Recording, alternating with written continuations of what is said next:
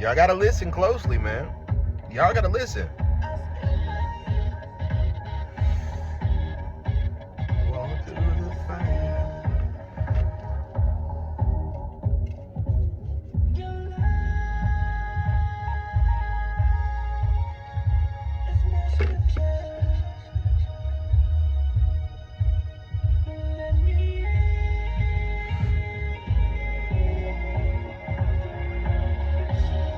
Yeah. Listen. Coke on a black skin made it straight like a zebra. Call that jungle fever. You will not control the threesome. Just roll the weed up until I get me some. We formed a new religion. No sin as long as there's permission. And deception is the only felony. So never fuck nobody without telling me. Sunglasses and Advil. Last night was mad real. Sun coming up 5 a.m. I wonder if they got cabs still. Looking at the girl in all leopard. She was rubbing the wood like Kiki Shepard. 2 tattoos, 1 red, no apologies. The other said cuss was cursed by monogamy. Let the pastor don't preach. It's something that the preacher don't teach. When we die, the money we can't keep. But we probably spend it all cause the pain ain't cheap. Preach. What's a mind to a king? What's a king to a mind? What's a God to a non-believer? We don't believe in anything. Make it out alive. Alright, alright. No church in a while. Hey, listen, that's enough. That's enough right there, right? That's enough. Listen, I'm going to tell you why Kanye is crashing out right now. I predicted this. But, see, I'm probably one of the last people who's still really a Kanye fan, right? Who's actually somewhat understanding what's going on, right? But that's because my mind's had to go to certain places, man. I've been studying this shit for a long time, trying to think about trying to find my pathway into the fucking industry without having to give up my booty hole. And without having to denounce God, right? Because really that's what it all boils down to in the music industry, right? Because this is where society is. We cannot try to pretend that we're living in this black fantasy escapism where racism doesn't exist, but also that this is something where we're not actually in a good position in America, right? Like, we can't be in a position where we can't acknowledge that there are both people who are of an alternative lifestyle, but still acknowledge that those people of an alternative lifestyle are there because of traumas, and then maybe you want to prevent those traumas that lead to those alternative lifestyles. Listen, I'm talking to y'all real right now. I'm Coach Brody, right? I'm Coach Brody. I am a man who is a dom, right? I live a 24/7 BDSM lifestyle. And that's just what I have to do to sublimate pretty much like acquired situational narcissism from my life experiences, right? Yeah, we're gonna talk about it. Because I was somebody who you would probably used to consider an empath, and then you deal with enough stuff and you start to observe the patterns. And I'm not somebody who fully believes in this modern psychology, because there's been things that I've seen along the way that kept me from wanting to go fully that route. And one of those things is the power of dick, right? That's the lie on both sides that people don't want to tell you. It's not about misogyny, it's about misandry. It's about the fear of the power that a man who knows he can have power, what he's going to do with it. Right? Especially when you're a black man in this society. I'm going to break it down to you like this, right? There is no purely black group or foundation of economics in America that you can climb up to get to certain heights. And regardless of where you're trying to go, eventually it's going to take you back to the same 2 places, right? Which is the alt-right and the left, if you go to the very extreme of it. You don't have to go to the extreme. But understand, once you see certain things, you can't unsee certain things. It's like Once your ears attune to the dog whistles, once your eyes attune to the product placement, to the symbolism, once you understand what certain things mean, you start high, or you start at a certain level. You work your way all the way up through the corporations, through understandings of the Illuminati, through the music industry, through even commerce industry. And you work your way around finding how high up you can go in the dominance hierarchy, right? What's a human being to a mob? What's a mob to a king? What's a king to a god? What's a god to a non-believer? Right? What is that? That's pretty much climbing up the ladder of the cluster B personality disorders in order to have a claim to and a claim to power. And listen, all of these individuals, Frank Ocean, Jay-Z, Kanye West, are people who, according to things they've said about themselves in their songs or things that they've shown through their experiences, have started going through that process of climbing the cluster B ladder. You can look at every single one of these individuals and see that they've created a false self, right?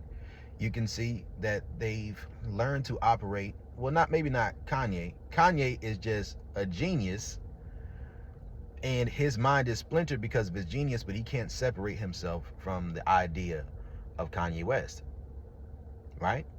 He knows that if he separates from it, the people that he's around are going to railroad him into being in a position where he's broke, where he has to hide who he is and sedate himself, right? Where he has to succumb to handlers, where he's going to have to be cuckolded in positions where he doesn't have power over it. He's no longer going to be able to use his resources that he's worked so hard for to be able to have the ability to exercise some type of influence over women in his life. He recognizes that eventually people are going to try to fuck him, or they're going to out him for getting fucked, right? And that as the goalpost, the Overton window is moving in regards to what's considered consent, there's always an in-group versus an out-group, right? So understand that in the in-group versus the out-group, there's going to be a hierarchy, and you're going to fight your way up the hierarchy to get to where you want to get to.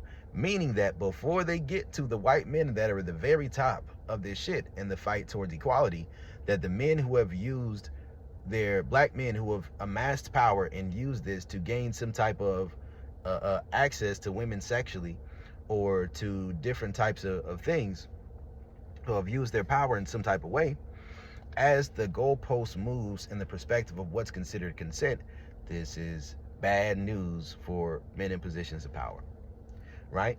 Because we forget how fast things move. You may have been in a certain area, a certain environment, you might have certain traumas, certain stimuli, or a certain level of hypervigilance to where you were always afraid of the concept of rape, right? Or you're only around people who can't get no pussy, right? Real shit. Or you've been around some real psychopathic motherfuckers. One of the two. Like people who lie, cheat, steal, beat women, give them STDs, all different type of shit, right? Now, the truth is that when you come up in an environment where you see people doing the worst of these things, if those are still the people around you that have power that you look up to, you might, boys will be boys it. You might say, separate the person from the art, or the art from the artist. You might say all these different things, but eventually it all comes down the line, right? Eventually, what's done in the dark is going to come to the light. So Kanye just wants to get ahead of the curve, right? Because as the goalpost is moving, Kanye was probably one of those celebrities who didn't actively rape women, right? Kanye is one of those people who probably just he'd have his moments, and he likes power, he likes things to be a certain way. But I don't see Kanye just outright raping a woman, not really, right? But what I do see Kanye doing is exercising his power, kicking bitches out, like he talks about in his music, if they not down. And guess what? I agree. If she know why she there and she playing stupid, she need to get the fuck out. So this is why you got to understand that in the grand scheme of consent, like the revocable part, see, that's the part that he was talking about, the revocable part, right? That when it comes to revocable, this is why it has to be freely given. It's all about a chess game of a narrative that you can weaponize, to create the highest number of people that you can make accountable for this, so that once the goalpost moves, people that were once your allies in the fight towards equality are starting to be implicated in the process of being seen as victimizers of people who are in positions of privilege. And it's just about if they accept that concept and that hierarchy, or do they adopt some type of belief that it's cool, or do they hide into adopting whatever is the current form of victim or virtue signaling, right? Who's going to be able to make that push, to make that move, right? Who's going to be able to make that push? Who's going to be able to make that move, right? Who's going to stay ahead of the curve, right? So Kanye, he's just somebody who is, I don't think Kanye is a bad guy, right? But because I'm more of a Jungian psychologist type of guy. I think everybody has a shadow. It's just that certain situations in life bring it out. And if you are a dominant person, see, what I consider a dominant individual is somebody who lives through a lot of their shadow. It's just about how well do you negotiate this with your morals, right? About what you're willing to and capable of doing. How well do you create boundaries in your environment about what you're open to and not open to doing? And how up to date is that system that governs how you go about getting access to sex with women? Something that's up to date with the modern understanding of what consent is. Are you even keeping track of this? Or are you just going through years of your life fucking through a storm? Listen, I'm a dude who, man, I've lived a crazy life, man. I started my young nigga social experiment, and I'm just telling you some real shit. It's just like, it's certain places that life will take you. I started my sexual shadow work, and what a lot of these things are about, it's like the song Pyramids by Frank Ocean, right? It's all about the state of the animus, the state of the anima in the black man, right? His perception of the image of the black woman in his mind. That's what it's all about, the anima, right? The mother complex, and the importance of that, right? If we really gonna get down to it, right? So what are these men's responses to how far they've gone? It's like oftentimes you have to climb up that power ladder. Like once you get your heart broken, man, Frank Ocean is my favorite artist of all time. He's been my favorite artist since 2011. Right? When Nostalgia Ultra came out, and then I went and listened to the Lonnie Bro collection. And most of those songs are just about limerence. And this was me wishing for the opportunity to have that experience of being in limerence. I don't know, some about that. I just wanted to experience it myself. So I kind of thought myself into it, listening to those songs in a lot of ways, like kind of manifested it. And when I experienced limerence for the first time, the same thing happened to me. I remember it was a young lady I was in high school with, and it's just like a narrative was created about it in my mind, and it was like this fantasy that I had, but I wasn't able to get her to share in that fantasy with me. And because I wasn't able to get her to share in that fantasy with me, I was in that experience of longing, and I had that desire to connect with her, but having to hold myself back from doing that because I didn't want to cross any lines, right? Because she wasn't comfortable with that shit. I was like, all right, cool, let me leave it alone. You know, at that time, I just thought if she would have just rejected me, I would have been able to move on so much quicker. But she left the door open. And when she left that door open, that left me feeling so vulnerable because there was just no closure to the situation at first.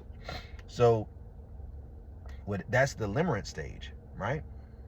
That's what I would consider when you go from being socially programmed, pretty much an NPC. You're socially programmed. You're not aware of the nature of female sexuality, or at least you split in your mind between what you've seen and been around and what you idealize things are or should be or could be, right?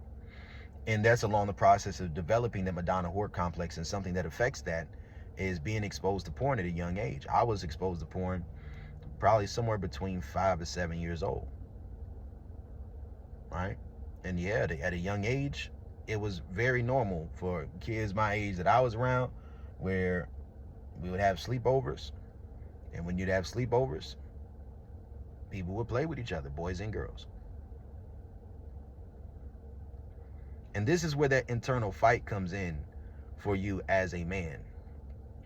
That as you develop and you have those experiences in life, that something goes outside the norm before you shape your identity of who you're supposed to be. That you have to either accept that, or there's going to be something in your mind that fights against it, or you have to make somebody else a villain, which then in turn makes you a victim. And if the idea of being a victim in your mind causes you to feel overly vulnerable and unsafe, then you overcompensate with being hyper masculine, being hypersexual, right? And that's something I've done in my life. I've absolutely done that, 100%. And what made it worse is the fact that I'm not attracted to boys. I'm not attracted to men, not at all. But I also understand that sexuality is a spectrum. Sexuality is a spectrum for both men and women. There are some men that if you are under enough stress, under enough drugs and alcohol, under enough pressure from the person, and they got just one body part, two body parts, whatever it is that you fetishize on women out of this object relationship that you make to pornography. Let's say it's a sex act. If it's one particular sex act, they got the particular body traits, you're going to feel something if it's like a trans woman or something like that trying to come at you. And just the mental idea of your body being entwined with that of a man, it repulses you. And it makes you afraid, and that's called what? Transphobia. Can we just accept that it is what it is? That shit's scary to me, okay? I don't want to stop being scared. But understand that as the in-group, out-group perspective has been shifting within society, that is a moving goalpost that is moving to remove the biblical narrative of what's considered morality, of what's considered science, of what's considered all these different things, and to replace this with this, it's like all these different denominations. Like you can't even escape this through church, right? Because everything is typically going to still boil down to what is their relationship to salvation, what is their relationship to sin, what's their relationship to hell, what's their relationship to certain key sins. I saw the joke from this one white girl. This shit was fucking hilarious. She was doing stand-up. And she said, oh, you don't know your sins? You gotta know your sins. So it goes murder, premarital sex, premarital gay sex, marital gay sex, critical thinking. Right? So it's really a domino effect of gynocentric psychology entering into. But what you also have to understand that with gynocentrism comes that anytime a culture or environment is gynocentric, there's going to be a propensity towards toxic femininity sliding underneath, sliding along with it. But you can't focus on two things at once. So they can't both want to protect the victims and quote unquote believe all women for things that take place and simultaneously call out women who are lying at the same time.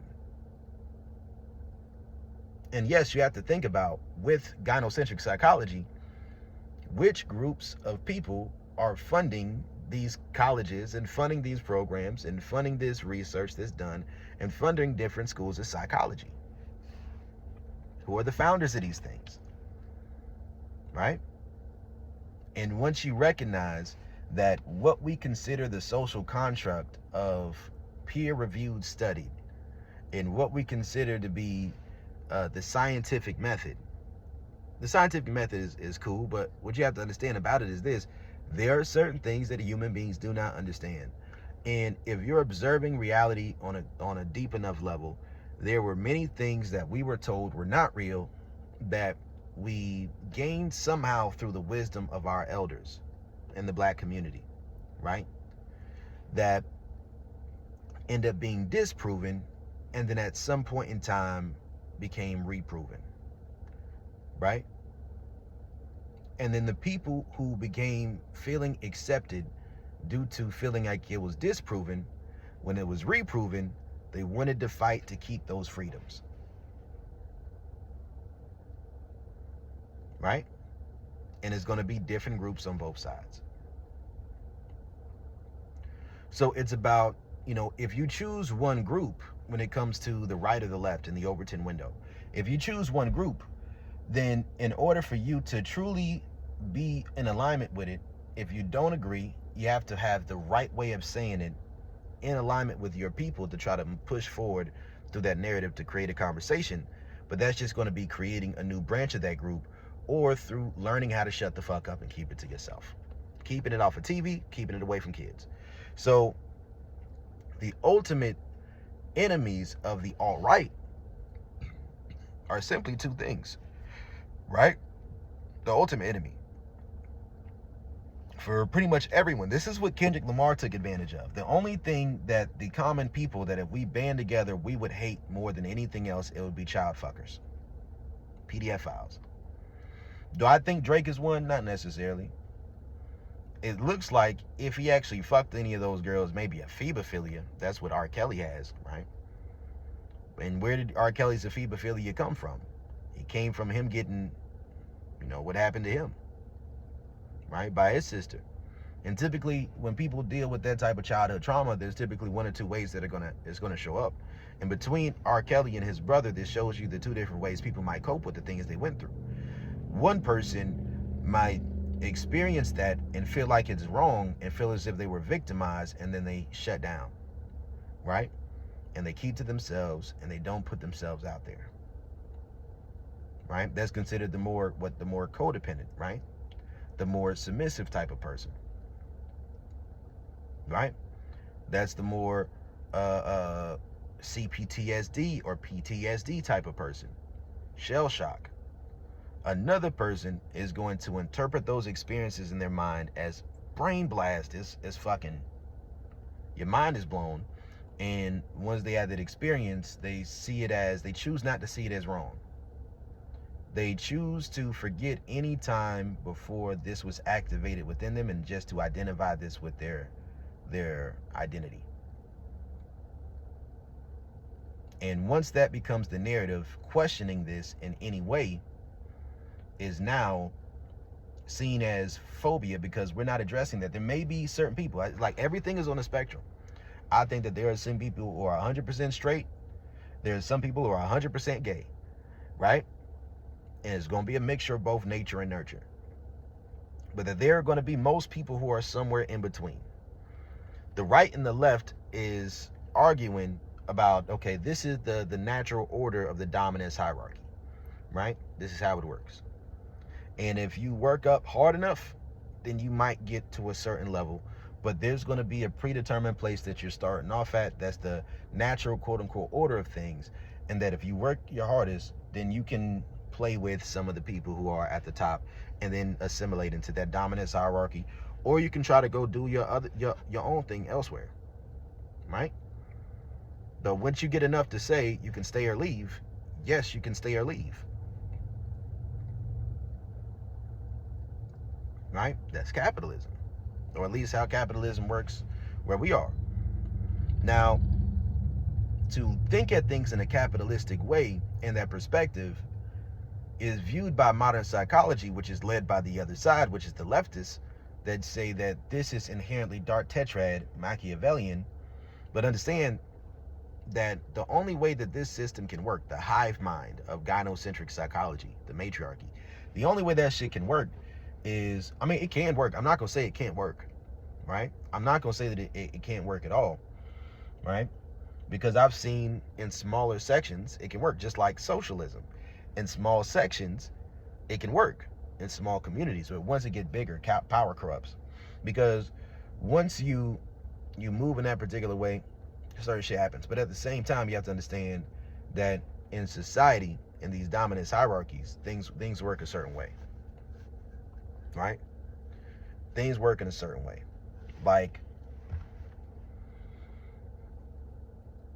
In a lot of ways, black men are not, like, when it comes to the gynocentric narrative, right, of the whole matter of what groups are considered helped or not helped, right, and the grand pyramid of who the government actually chooses to do things for, that black women and their own collective narcissism, because the shadow of women is going to be more so social and hive mind in its way. Girls will be girls.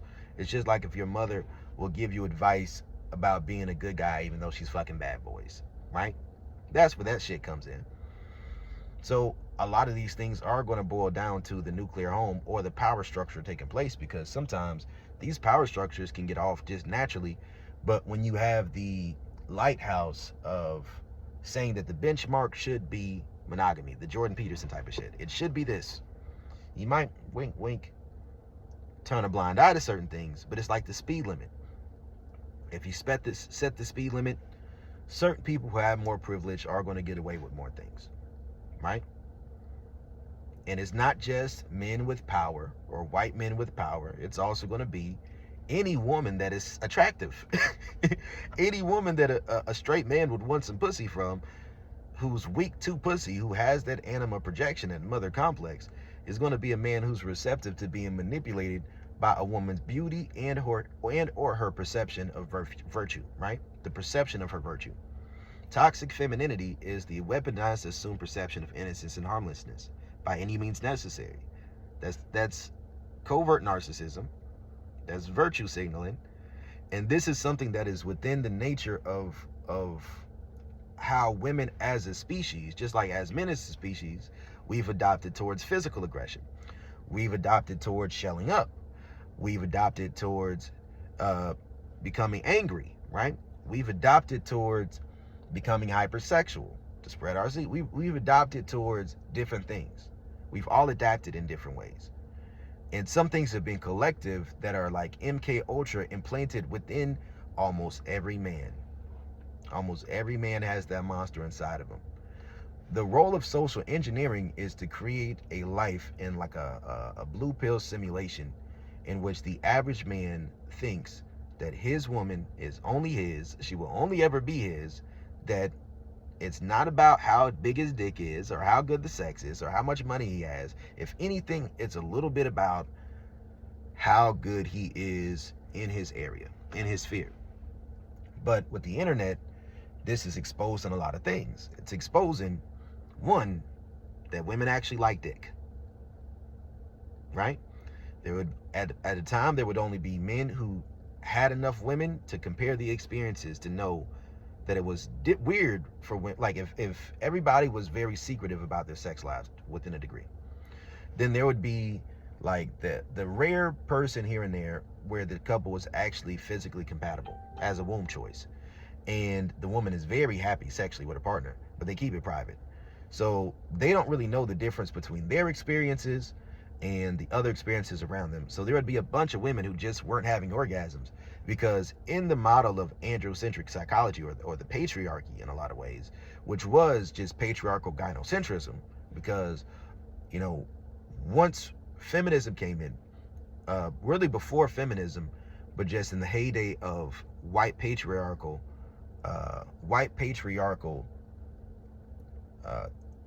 gynocentrism, which is the quote unquote MAGA Make America Great Again, is this idealistic world where women accept the burden of being the sexual buffer for men.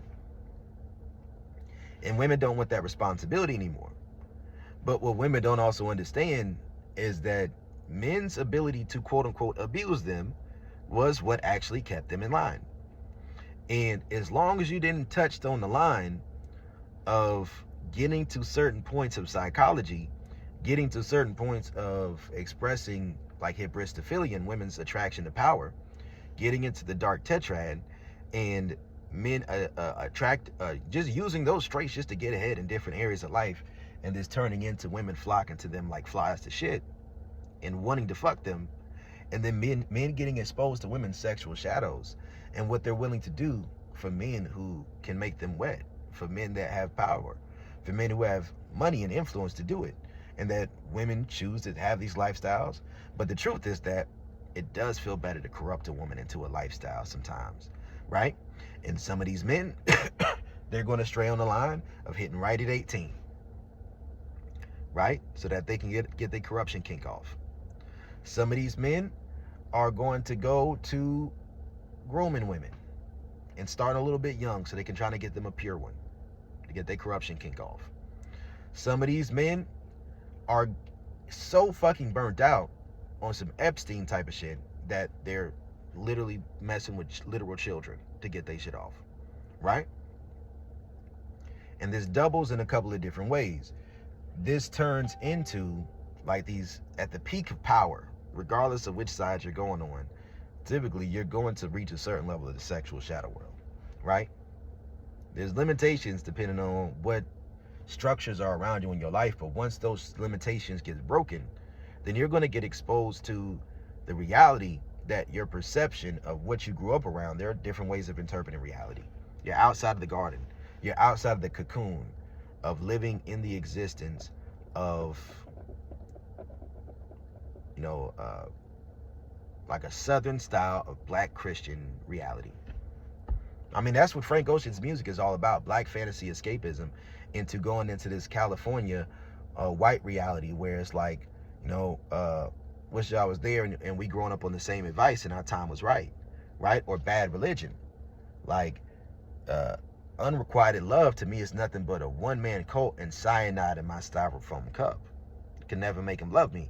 And this is like on one side of him talking about how he feels like God will never love him, right? Because he couldn't feel that connection. And he couldn't prove it as he did his further research. You see in the pyramids video, he has the Kabbalah tree of life, right? You see in his references in Pink Matter.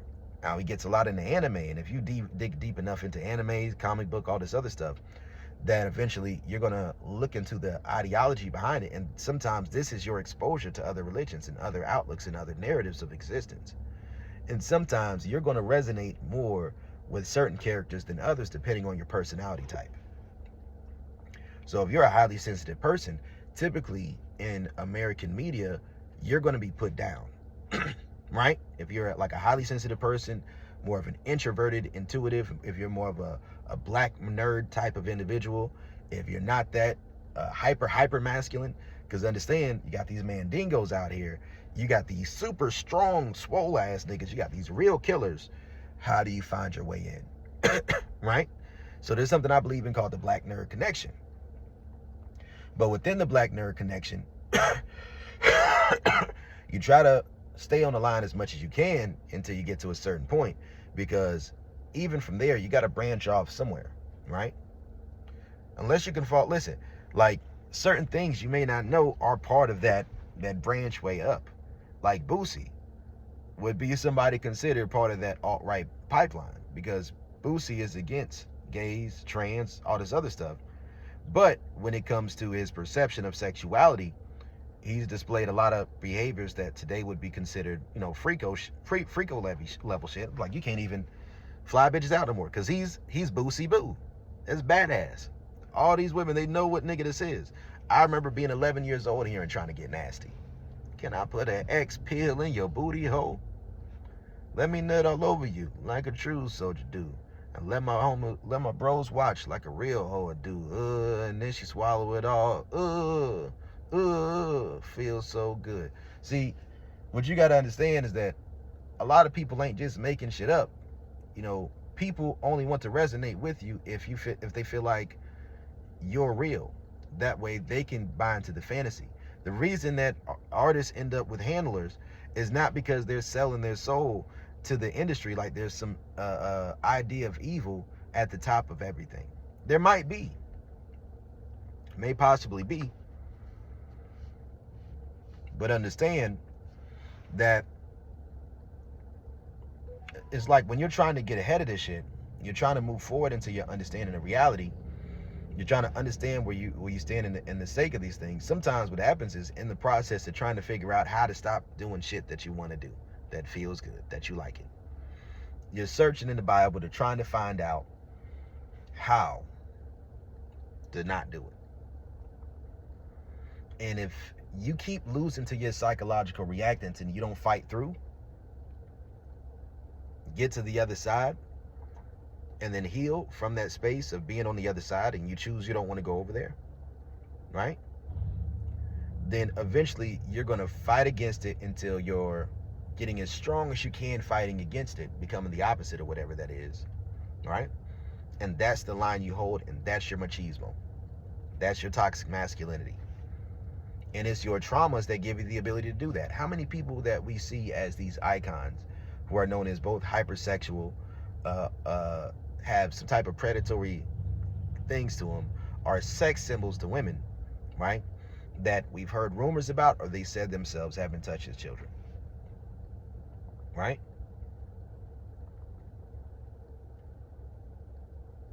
And a lot of this in the black community, with black men and their hatred towards the the LGBT community, is that for them it's like that generational trauma of being raped by white men. And it wasn't just women that was getting raped, or that generational trauma of their woman getting raped by white men, or not raped but loving it, enjoying it, getting digmatized, getting trauma bonded to it, or being willing to take the provision of laying down and taking it easy, and him having to sit back and let her go and work for and whore for and be the animal projection to be the perfect woman for the white man every day, right? Just for him to be in a position where he's not succumbing to his own ego and crashing out and all this other shit. And this is where men like to, like, if you don't have the representation in media, because understand, so much stuff is about media. If you don't have the representation in media to do certain things, then you can't look at, like, you don't have something to see, so you're going to look at people like Arnold Schwarzenegger, right, on TV. You're going to look at like Sylvester Stallone. You're going to look at like Tony Montana. When you're black, oftentimes you're viewed as the other. But as society is moving forward, more and more, they're pushing towards the ideals, pushing against the ideals we had of masculinity, while taking away the little weapons we had to protect ourselves against the world and the economy. And the fact that we really aren't above black women when it comes to the help that we'll receive when it comes to social affairs, because we're lower on the hierarchy. Like, let's say if we're talking about what conservatives are going to do, black men might get a little bit more help than black women sometimes, right? Sometimes. But if we're talking about what the liberals will do, black men are lower on the hierarchy about who's going to get helped first, right? Meaning that if you have to choose whether or not you're black first or a man first, so your hyper agency and your toxic masculinity of wanting to be the integrated masculine, which is you're going through idealizing the feminine, because this is what's considered healthy masculinity. You idealize the animal projection. You choose to view anything that she's ever experienced and said she didn't like as abuse, as trauma, as she was always innocent and never wrong, and then it was always that somebody had power over her and never a position she put herself in. And you can't break that narrative. So if your mother was abused, if you've seen your father be poor and get hooked on crack, you have to blame the system, because through blaming the system, you have an enemy that's at least punching up. Shout out to FD Signifier. You punching up, right? What you got to understand, some men, I mean, there's always been people who are able to make it through in some type of way, but when you got like that thing in you, when you don't like nobody you don't want to be up under no white man. You just don't like that shit. You don't want to be up under nobody. That's considered being antisocial, having antisocial personality disorder. But hybristophilia is still there. And what we have to understand is that as women get exposed to sexuality as well, their palate raises, their exposure to these different things takes place. And once you've developed a taste for dominating women sexually, for degrading them, right? For really, really taking it there, making them come until they cry. And the fact that you don't have to go through all of these different steps of conversation to do it, and the fact that you don't have to do all this extra shit to do it, it's just that you're dealing with a woman, she's attracted to you, she come around, and when she doing good, you appreciate her, you give her a little bread, you ain't really tripping on it. If you got it. Either you giving her a little bit of bread, which you ain't tripping on, or you pimping on her. She giving you some bread. So if you growing up black and you ain't got money and you ain't made your way to the top yet, some type of way, listen, the only thing that sells as a commodity is women. Shout out to Prince Ella. I mean, that's the truth. You know, sometimes a man can sell his mind, but a man can, everything is related to sex. Everything is about sex, and sex is about power. So as long as you don't think directly about sex, and it's just always an offshoot of love, that's the anima projection within society, you're able to look at things from a point of view of, well, it's not about just sex, it's about love. But the moment you get some pussy from a woman who actually sexually attracted to you, you're going to realize that some women are able to have sex without love, right? And that sometimes you kind of like that it turns you on, right? And you realize, you know, maybe you experience trauma when a woman does it.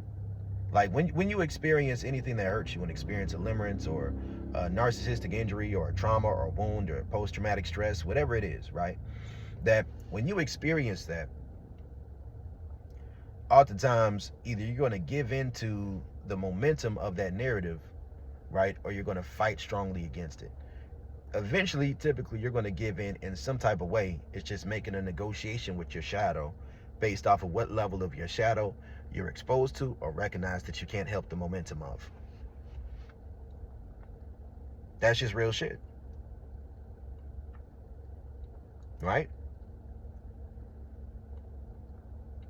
I understand Tom in Boondocks. Like let's think about Boondocks for a second. I understand Tom in Boondocks because I grew up watching Locked Up Raw. I grew up watching.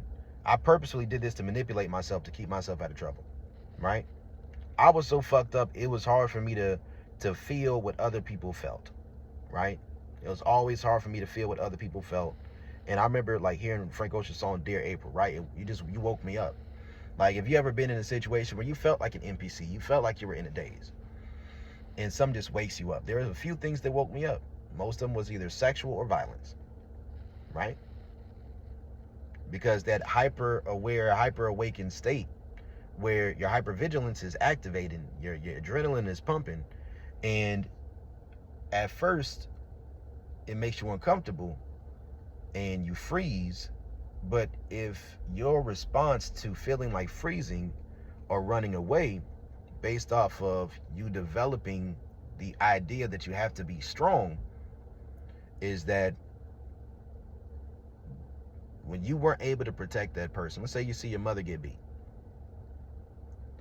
either you turned a blind eye to the fact that she hit him first, right? Because she's probably volatile, and that's just part of how their relationship works. They just toxic together. They like that. That's what they do. She's still going to play the victim. She's still going to tell you never put your hands on a woman, or you're just going to see it and say a man is stronger than a woman. He should never put his hands on a woman, or he should never argue with a woman. There's something a weak man to do. But the truth is this right here. You ain't experienced yet the way a woman who really is trying to get up under your skin will try to get up under your skin. You ain't experienced how a woman can move the goalposts in her animus due to feeling a little bit unsafe or uncomfortable. And all she has